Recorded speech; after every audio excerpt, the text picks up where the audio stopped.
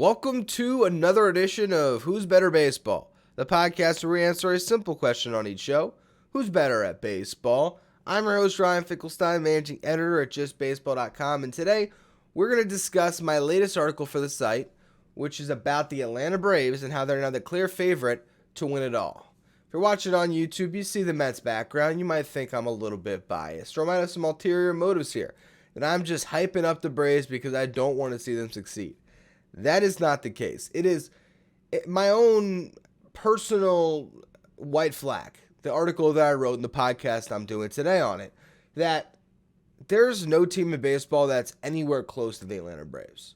And we could get into the future of the Braves and how they're set up as good as anyone and maybe better than anyone as well.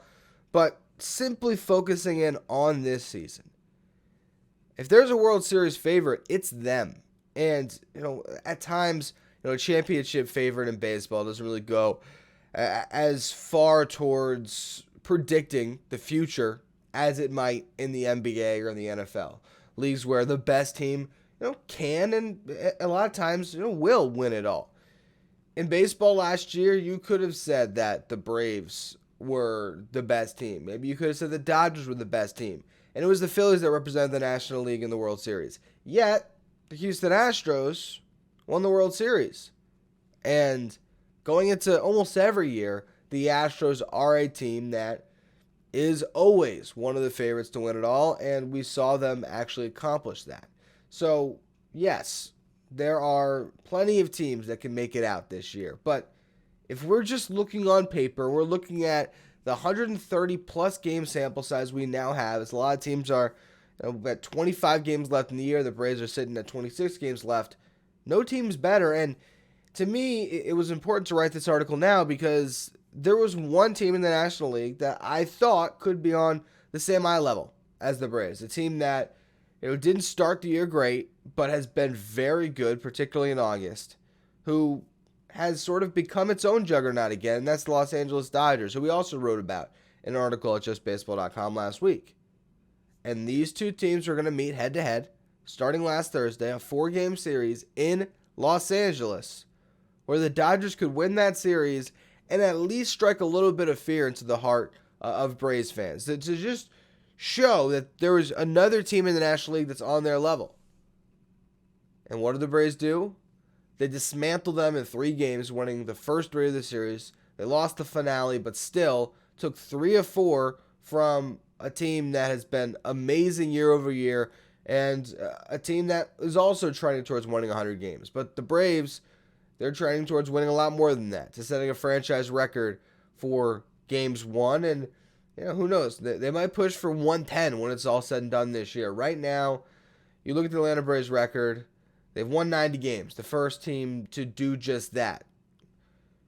The Dodgers are sitting at 84 wins, so here the Braves are 6 games up on the Dodgers with 26 games to play. And you look at the betting odds, and Atlanta, when I wrote this article yesterday on Monday, they were sitting at plus 275 odds to win the World Series. Now the Dodgers not too far behind at plus 400. Now that's a reflection of how much more the American League is competitive, because I don't look at the Dodgers, compare them to the Astros, and think that they're a significantly better team. But the odds have the Astros at plus 700. The reason being is because you have the Rangers, you have the Mariners in the Astros division. You have the Orioles and the Rays, who are also awesome teams in the American League. You have the Blue Jays, who might not even make the playoffs this year. The Twins are the one team that you look at in the American League that isn't really a World Series contender, but hey, it's October, you never know. In the National League, there's sort of 3 teams right now. It's the Braves, the Dodgers, and the Phillies are the team that is sort of separating themselves from the rest of the pack. You have the Brewers and the Cubs, 2 really good teams that are playing in a really bad division. You have a handful of teams that are battling out for a wild card. And then it's those top 3, and because the Phillies went to the World Series last year, yes, they're a team that is a puncher's chance team. Last season, I was saying that the Phillies were the best puncher's chance team in baseball, and then look what happened. That puncher's chance team found themselves in the Fall Classic. But there's a difference between a team that could go on a run and a team that should go on a run. And that's where the Atlanta Braves are. This team is simply incredible. It's overwhelming how good they are offensively. Their run differential is plus 239. Next up is the Rays, who are at plus 188. And remember, they started the season winning every single game they played. The Rangers, plus 168. The Dodgers, plus 166. Atlanta, at plus 239, is head and shoulders better than all of those teams. And it's this offense. 1 through 9, you're going into a game against the Braves, and you look at the lineup, and on some days, there's not an OPS that's under 780. Travis d'Arnaud has a 735 OPS this year. That's league average. Literally, that is what MLB league average is, and d'Arnaud has it.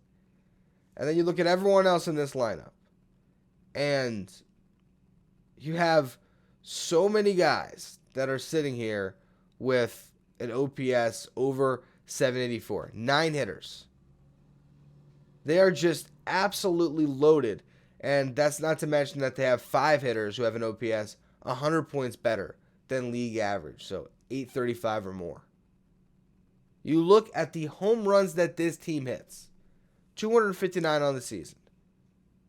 They're angling for the Minnesota Twins record from 2019 of 307 home runs. Right now they're on pace for a little over 308. If you look at the average and look it out, it's 308 and a half is how many home runs that they are on pace for. If you average the home runs they've hit over the games they've played and then multiply that by 162. It's pretty impressive. Their team slash line. As a team, this is what they hit. 275 average, 344 on base, 500 slug. A team OPS of 844. That's a borderline all-star. Their team weighted runs created plus and WRC plus measures hitters based on a league average of 100. So league average, again, is 100. Their team WRC plus is 125. So their entire team is 25% better than your league average hitter offensively. And that is accounting for the guys on your bench that don't do anything, that don't perform well. It accounts for everyone.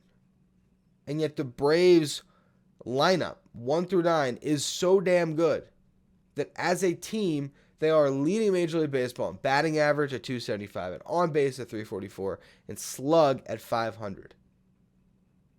Literally every single major offensive statistic is owned by the Braves right now, outside of stolen bases. And even with that, they have the stolen base leader in Major League Baseball with Ronald Acuna Jr.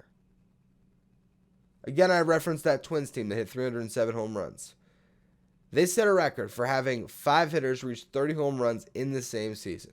With 26 games left to play, Ozzie Albies has to hit 2 more home runs, and they will join the Twins as the second team to ever accomplish that feat. Now, Eddie Rosario has said that he wants the Braves to break that record, which means they need a 6th hitter to get to 30, which would mean that Eddie Rosario would have to hit 10 home runs over the Braves' final 26 games, or Sean Murphy would. Neither of those is likely. But those two guys, who are both sitting again at 20, could certainly get to 25. And if they do that, they could set their own MLB record for the most 25 home run hitters on one team. The Twins own that, and they are sharing that record with the 2003 Red Sox. Each had 6 hitters to reach 25 home runs. Move even further down the lineup. Orlando Arcia is 3 home runs away from 20. Michael Harris II is 7 home runs away from 20. Harris would have to get red hot, but Arcia probably will get there. So by season's end, the Braves are going to feature 8 hitters with 20 home runs. And if Harris gets ridiculously hot over the final month, they could feature an entire starting 9 of guys that have hit 20. Not to mention the fact that, if Marcell Ozuna, Austin Riley, Ronald Acuna, if any or all of them get hot, you could have as many as 4 hitters with 40, because you already have Matt Olson leading the team at 44, and then those 3 are all sitting at 32. It is insane the home runs that the Braves have hit this year. And just how good they've been offensively. The question then becomes, do they have enough pitching? Well, not only do the Braves feature the best offense in baseball, they also boast one of the league's best pitching staffs. They're currently ranked third best in team ERA at 3.78, fourth best in team FWAR at 16.6 wins above replacement. And they lead the league in strikeouts per nine. Now, a lot of that's due to Spencer Strider, who is leading Major League Baseball with 13.84 strikeouts per nine, which is an insane mark. But really, you look at their rotation this year, and it hasn't been five deep. It's been three guys. But when you have three really consistent guys and a great bullpen, it's all you really need, especially when your lineup is as good as the Braves lineup has been. Each of Spencer Strider, Charlie Morton, and Bryce Elder has made 27 starts this year and has pitched over 150 innings. And all of them have kept their ERA below 3.6. Strider, the worst of the group, at 3.56. Morton leads the rotation with a 3.32 ERA, and he's nearly striking out 10 batters per nine, 9.97. That's really impressive. Meanwhile, Elder doesn't feature the big swing and miss stuff, but still, despite only striking out 6.43 batters per nine, he's keeping the ball in the yard, 0.87 home runs per nine. And he's got the ERA sitting in a really good spot, even lower than Strider's. The Braves have gotten by all year with those three, and now Max Fried's back in the equation. He returned to the Braves rotation on August 4th after dealing with a forearm strain all year, and in 5 starts in August, he pitched to a 3.58 ERA, right in line with the other three. But remember, Fried was, at one point in time, the Braves' ace. And we saw that against the Dodgers on Saturday, where he made his best start of the season. 7 scoreless innings, allowed just 3 hits, 2 walks, and struck out 10 batters, a season best, and won the series for Atlanta, I might add. With Fried looking to be in peak form, you go into the playoffs with Fried, with Strider, with Morton. That is 3 guys who I would feel great about handing the ball to in a playoff series. And Bryce Elder, as your 4 in a playoff rotation, man, that's as deep as it gets. Then you look at their bullpen. Been great all year, 3.43 ERA. They consistently churn out good bullpens year over year. And they have veterans who have plenty of playoff experience. So that's not a weakness. There is no weakness on this team. They had the best offense in the game, a top 5 pitching staff, a rotation that you can trust in the playoffs, assuming all 4 of those guys enter October healthy, and a bullpen that can get the job done. The Atlanta Braves should win the World Series this year. If sample size tells us anything, and we have gotten a sense of who the best team in baseball is, as much as it pains me to say it, there is not a doubt in my mind that the Braves should win it all. The problem is, it's playoff baseball, and we could be talking about the Cincinnati Reds or the Arizona Diamondbacks representing the National League come the Fall Classic, because that's just how crazy it gets.